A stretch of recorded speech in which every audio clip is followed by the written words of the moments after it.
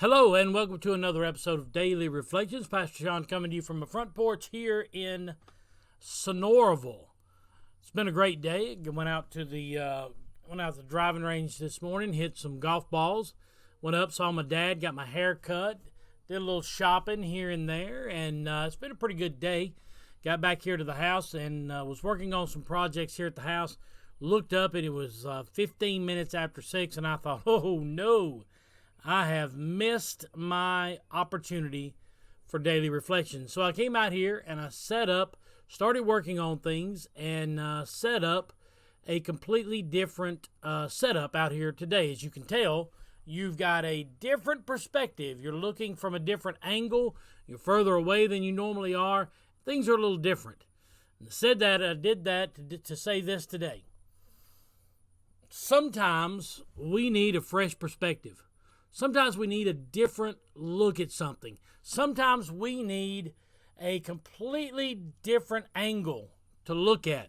There's a great painting that was painted during the Renaissance, and my youth pastor, Jeff Coleman, years ago shared a message about it. And the only way you could properly view the painting was from on your knees. You had to look up at the painting in order to get the proper perspective. You could look at it straight on and the characters looked disfigured and they didn't look right, and then when you got down on your knees and looked up, they were all perfectly proportioned because of perspective. So today we've switched the camera around and put it a little further away, and you're looking back at my truck instead of looking at my tree, and so it's a completely different perspective. So what does that have to do with anything, Pastor? Well, there's a perfectly good reason for all of this. The Gospels of Jesus Christ. The first 4 books of the New Testament are 4 completely different views of the same events that are going on. The first 3 mimic each other, Matthew, Mark, and Luke.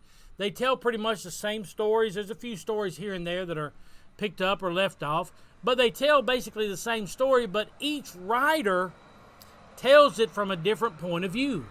Matthew, of course, is there firsthand.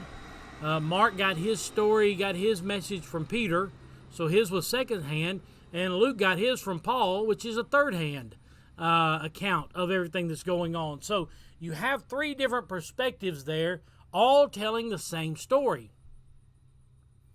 But there are 4 Gospels. John writes his letter as an old man, remembering everything that went on, having the Holy Ghost bring it back to him, and he tells it from a completely different writing style, a completely different perspective. He doesn't even use his own name. He calls himself the beloved disciple, or the disciple that Jesus loved. He uses himself in the third person there. He tells it from a completely different perspective. But it's all the same story. It's all the same story of Jesus Christ, Him come to the earth, death, burial, resurrection, His ministry, His birth. Everything is told in those 4 Gospels from each one of those men's point of view. So what are you looking at today that you might need to gain a little more perspective? What are you looking at today that you might need to get a different view? It could be a family member. It could be a friend. It could be a job. It could be the ministry that God's called you to do. It could be just about anything, and you need a fresh set of eyes. We were on the golf course a couple of weeks ago, and my brother was playing with us.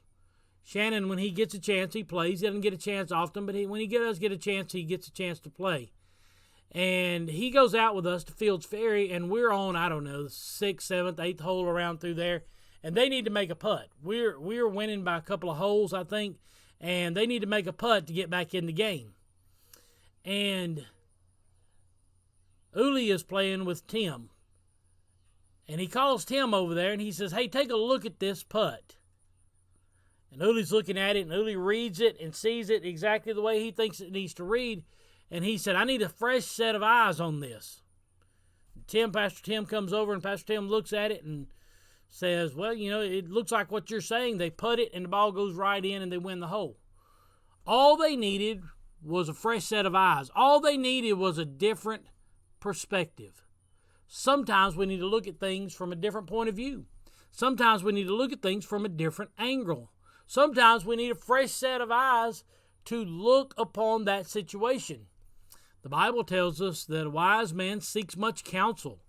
So whenever I've got a decision to make, or whenever I've got to make some kind of proclamation or something like that, I talk to a lot of people. I've talked to a lot of people this week just about getting through COVID-19, the second wave or whatever it is, that we're going through right now. I've talked to a lot of people this week about that to gain some better perspective. There are times when I'll take my sermon and I'll go up to the barbershop and I'll bounce it off of my dad, or I'll pick up the phone and I'll call my son and I'll bounce it off of him, or I'll preach it in the bedroom to Stephanie so that I get a different perspective on what I'm saying, so I get to look at it with a different set of eyes. So look around your life today and see what needs a fresh set of eyes on it. See what needs to be looked at from a different perspective. Look at it from someone else's point of view. And it'll be just like this video. It'll be a little different.